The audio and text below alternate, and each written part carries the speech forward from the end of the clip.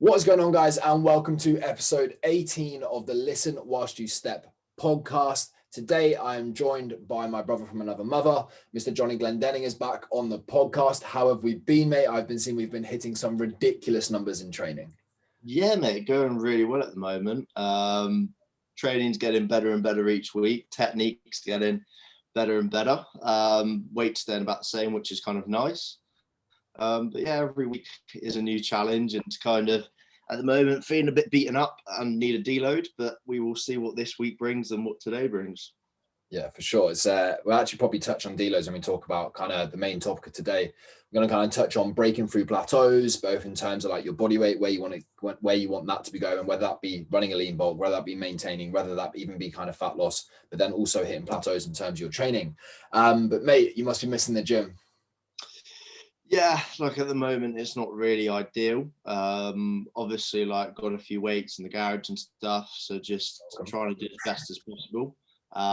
But like I said, it's one of those things where it's like, yeah, you've got weights in the garage and you can use it, and you're fortunate and lucky to have that. But it's still that gym environment, lifting with people, talking to people, kind of thing that you miss the most, really.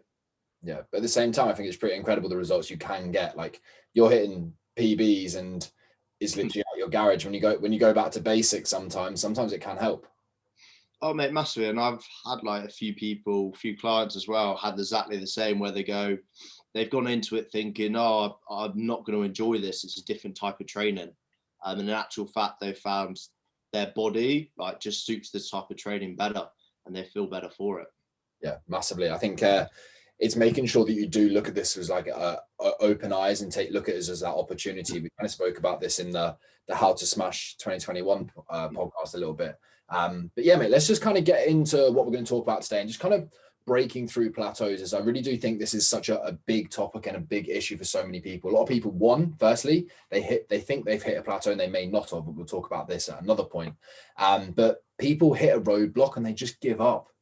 They just give up. I always relate people's fitness journey back to, you know, that meme with the guy, the was it pickaxe and the diamonds, and he's like nearly there and he turns around and gives up, and the other guy just continues for like another 2 foot and he gets to all the diamonds. Okay, I literally say your transformation, your fitness journey is like that. You've just got to stay consistent. Have you ever had any experience of hitting plateaus, mate? Oh, mate, massively. Like you go into the like with the weight loss, like it's very simple. Some weeks you're like, I'm not losing any weight. Like I know I've been consistent, been doing everything right, but for some reason my weight just hasn't dropped this week. And I've been in those situations before where I've panicked and gone, ah shit, let's just change something and let's go right, let's take down my calories. And of course, the older you get and the more times you do it, you kind of realize that actually you're doing more harm than good. Yes, you get then a massive weight drop, but then you're affecting so many more things from that, such as like losing more muscle, your moods go, your hunger level shoots up, and it's just not worth it at the end of the day. Like the slower you go, the better it is actually normally. Jonny becomes a grumpy bastard, basically. Yeah, I have to admit, the last few weeks of that cut last summer was not enjoyable and not something I'd probably do again. Mate, there was one gym session. Both me and Jonny were coming like a couple of weeks out from our photo shoot, and there's one gym session. This session took us like 2 hours, because we were just so fucking drained. But then also, like, I don't think either of us said a single word to each other. That was the biggest thing. It was just I think we talked for like just a bit prior, and then for the first like exercise, and after the first exercise, mate, it was like dead silent. Like, like, do I really have to do this? And that both kind of came to us like thinking things had slowed down, not just trusting the process and kind of making changes that we didn't need to be. My biggest thing for clients is people are like, oh, my weight loss has slowed down a little bit, but it's still moving. I was like, look, if shit ain't broken, don't fucking change it. And I think the biggest thing is sometimes taking a bigger picture view. Like, yes, we look at weekly averages, but sometimes compare every 2 to 3 weeks kind of thing. Like some people, for example, might get a massive weight loss, like 2% weight loss 1 week, and then in the next week they might not get any, and they're like, oh, I'm not losing any weight, and they're panicking. I'm like, that's because you've lost so much weight the previous week. Like, it's going to balance itself out. So it's just one of those things of don't chill, trust the process, and it will go down eventually. Yeah, that kind of led me on to like my first point, kind of plateaus, is asking yourself, have you really hit a plateau? Or have you just seen a bit of a weight fluctuation? Are you a bit more sore, so you're holding a bit more water? Are you a bit more stressed out? Maybe your sleep isn't good. If you're looking at body weight in terms of have I hit a plateau, there is literally a million different things that can cause your body weight to fluctuate. Okay, there's massive, like you say, it's stuff like dressed. Was your carb intake higher the previous day? What was your water like? Were you dehydrated? Were you constipated? Like, have you had a bowel movement? Are you your menstrual cycle? Yeah, was it? Did you weigh yourself at different times? Did you have saltier foods like the previous day? All these things, are so many factors that go into it, and that's why almost you do have to look at the bigger picture and go, right, it's going to fluctuate, and that's fine. But just trust the process. Like I said, it's quite simple. You have to be burning more calories than you're eating. And like I said, your weight is going to be going down, but there's so many factors why it might not be, that you don't actually need to worry that much. You need to worry if it's something where like it's been a month or so and nothing's happening. Then it would be like, right, let's think about a change. But as I said, don't do anything too drastic.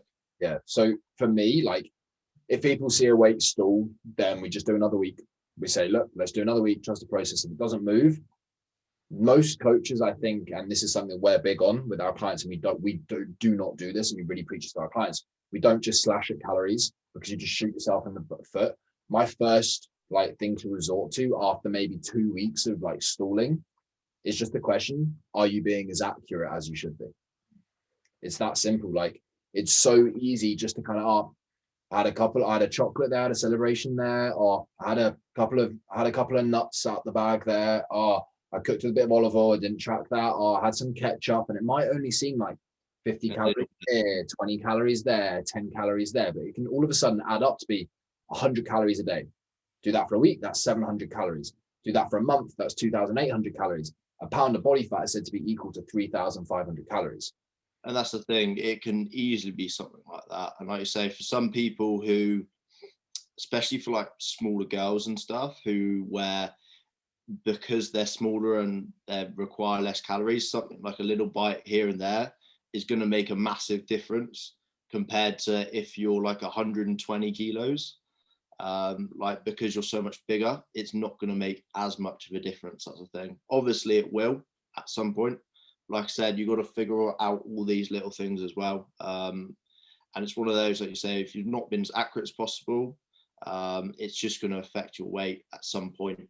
And like I said, and no one's above making mistakes. Like I said, I've done it before and gone, oh, this pack of rice says it's 200 calories for the pack, but actually it's half a pack kind of thing. And like I say, it's one of those where you can never be too sure on things. The biggest thing I think for accuracy wise, what I do is I don't even trust my FitnessPal, mate, because anyone can add in calories in my FitnessPal. So what I will do to double check is I'll go on to like tesco.com and I will search the product. So say it was chicken breast, I'd be like chicken breast, click on like Tesco's product. And if their calories match up with the calories on like my FitnessPal, I'm like, well, that seems pretty right then. Like I said, you can never be too trustworthy sometimes. Yeah. And that's on that though, once you've kind of done that once and you just always track that version of the chicken breast, you don't have to do that every single time. No. If it's a new food kind of thing, just always double check it. Like I said, once you've done it once, you don't need to worry about it again. Yeah.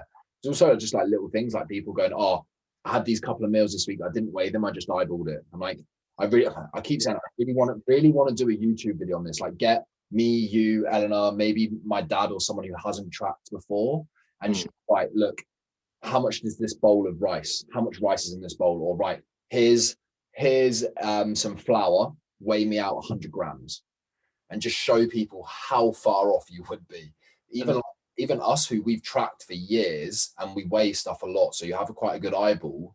You could be easily 500 calories, 1,000 calories off for a day. That's the thing, like I say, if you're picking a food that's very high, a very calorie dense food, and you're missing it by 20, 30 grams, like you said, that could be a couple 100 calories right there.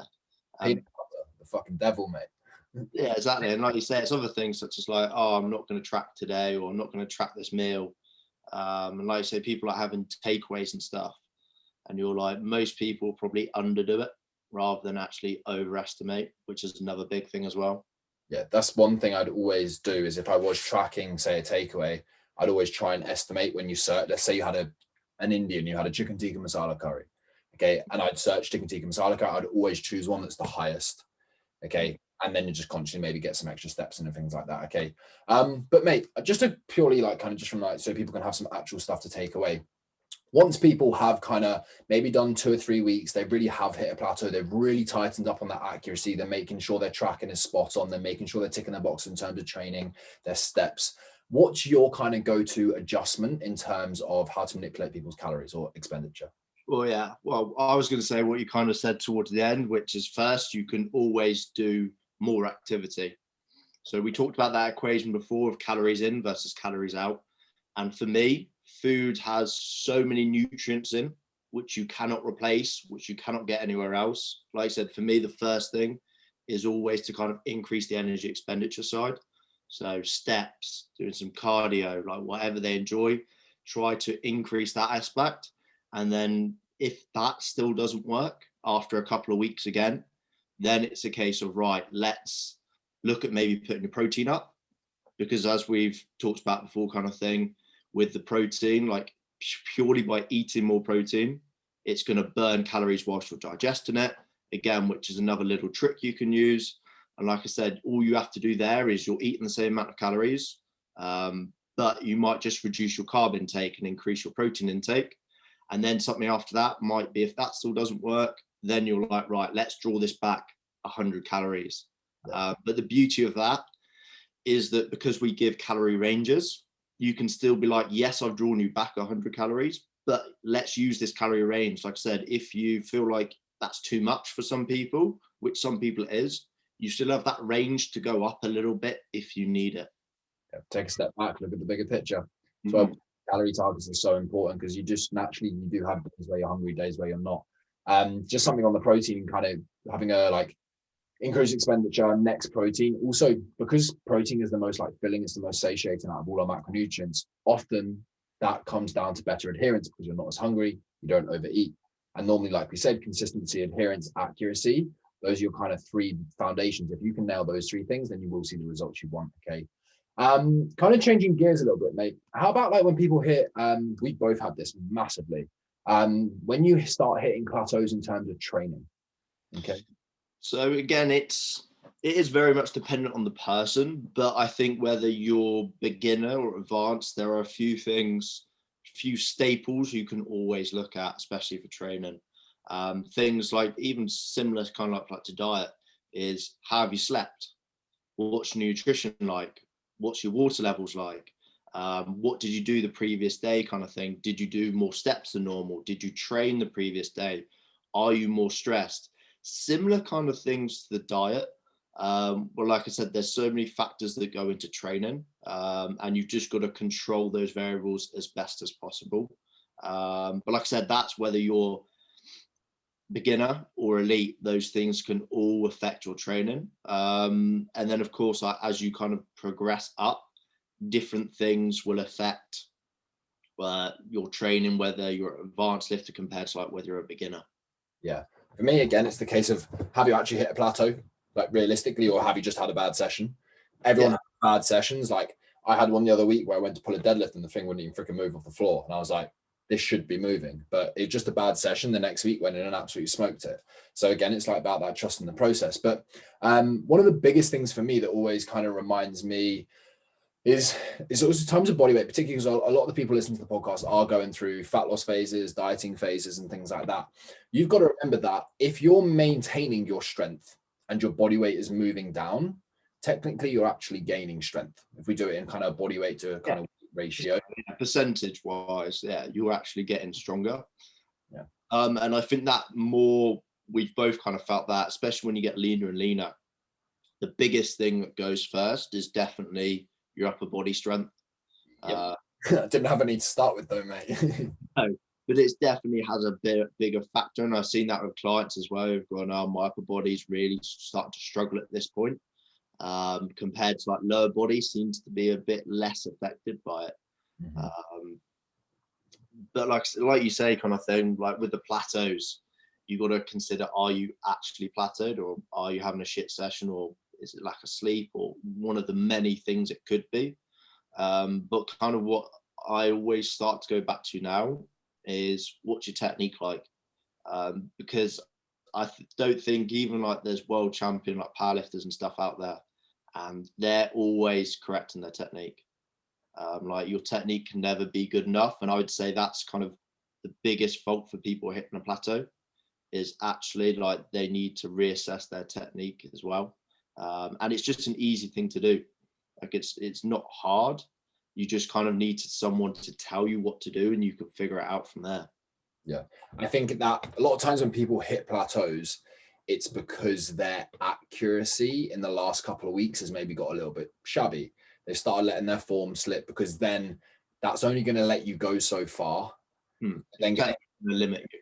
Yeah, you just basically put a cap on yourself, because you've let things get so ugly. They can't get any uglier to compensate. So then you're like, oh shit, I can't move it. Whereas if you just tightened up and you didn't progress your movements until you could nail the sets for the reps at the like top of the rep ranges with perfect form, then you progress. That's the thing also on that, like you say there, before you progress up, it might be a case of progression is still something you can use, just by making it look better. Like people think they've hit a plateau if the weight's not moving on the bar, but if that bar's then moving quicker with better technique, that's still progression. And I think some people get caught up sometimes just thinking about the reps and the load. Yeah. If you can if you can finish that last set of deadlifts, but still have 3 in the tank, whereas the week before they had 2 in the tank, like that's massive progression. Technically, you kind of added a rep onto things. So yeah, mate, that's absolutely huge. Now, I think my biggest one when I see people hit a plateau with training is just recovery. Okay, 9 times out of 10, people's sleep is actually shit. So even people who think they sleep well, like, yeah, sure, you get 7 to 9 hours of sleep, but your sleep quality is absolutely awful. Okay, and I'll hold my hands up. At the time of recording this podcast, the last few weeks, my sleep has not been great, and that I suffered for it this week in terms of some of my numbers. Got dialed in my sleep for the rest of the week, and then my last 2 training sessions have felt like absolute fire. Not because I've slept any more, just because I've actually woke up feeling refreshed and feeling like I've had a good night's quality sleep. Okay, so my biggest takeaway would be, make sure that you get 7 to 9 hours of decent quality sleep. If that means you have to go to bed an hour earlier, then fucking do it. Nothing good happens after 10 o'clock. There's only one thing, and it depends if you got but yeah, moving on from that anyway. Yeah, but I think you bring up, it's what I normally find, and what we've seen is one of either 2 things. Either like you're overtraining and you're doing too much for what your body can handle. Like you said, if you're not getting in enough sleep and then you're trying to hit the same numbers that you did last week, you're clearly overtraining your body. And you're, as you say, that just then means you're not recovering, and then you can't hit the next session with the same intensity as what you did the previous one. And then also you have some people on the other end of the spectrum where there's a few, but they're undertraining, and they're just simply not doing enough. They're not stressing their body enough to change. And it's kind of a very fine line between the two. And like I said, everyone's different. So just because I train a certain way doesn't mean like Simon should train the exact same way as me, because that way for him might be vastly undertraining the way I train. Like I said, everyone's stresses are different. And yes, you need to stress the body in order to get the change and break through a plateau. But like I said, everyone's different for that. So you've got to find out kind of what works best for you in order to break that plateau. Yeah, it comes back to, we say, well, just constantly evaluating and tweaking. Like, we can just look at the difference between us, particularly like with your training. You like super low volume, you don't do a huge amount, but it works for you. For me, I quite like that on some of my heavier movements, my accessory movements. I respond really well to just high volume, particularly on kind of smaller muscle groups like arms and shoulders. But mate, something else that I kind of noticed within terms of people's training and hitting plateaus is, quite often people may think they've hit a plateau on some of their secondary lifts or their primary lifts, so their compounds, but quite often like one's progressed and the other hasn't. So if you've done more, say, on your first 3 exercises of the session, but you've maintained on the rest, that's still progression, because you're doing those next lot of exercises with more fatigue you've lifted more load, you've had more volume, and then you're matching it. Technically, that's progression. So you're never going to be able to progress every single movement all the time. It's looking at that overall volume for the session, like you said. Don't just look, and what I mean basically by volume is reps times the sets times by the weight lifted to give an overall volume load. So that's just for one exercise. But like you said, if you totaled that up for every single exercise that you do in the gym, like I said, even if you just progress through one, that is going to be higher each session just by progressing by 2.5 kilos or 1 rep through one of those exercises. Like I said, that's still positive, and that's still causing more stress, more adaptation for the body.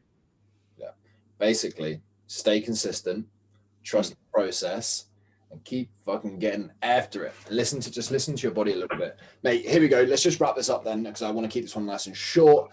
Give me your 3 top tips. Now, give me one top tip for someone who's dealing with a plateau in terms of their body weight, and then someone who's dealing with a plateau in terms of their training. Top tip for each. I'll put you on the spot there. I know you have. Right. I would actually say the biggest thing is just don't, and it's probably for both, is don't panic and just trust the process. Like I said, for both of them, it's a case of if you panic, it can make things 10 times worse. Like for diet, it could mean you cut your calories too much and then you binge. For training, if you kind of panic and think, shit, what have I done? And you try to force through that plateau, you might cause yourself injury. Like I said, don't panic, just trust the process, go nice and slow. Kind of probably looking more into diet. Like I said, biggest thing I would say, accuracy, if you're looking at just diet. 100%. And then for me, the biggest plateau, or the reason why you probably get a plateau with the training, is just technique. Like I said, and trying to force things that you probably don't need to. Yeah, mate. Those would literally be... People think that one session is gonna make or break them, and it won't.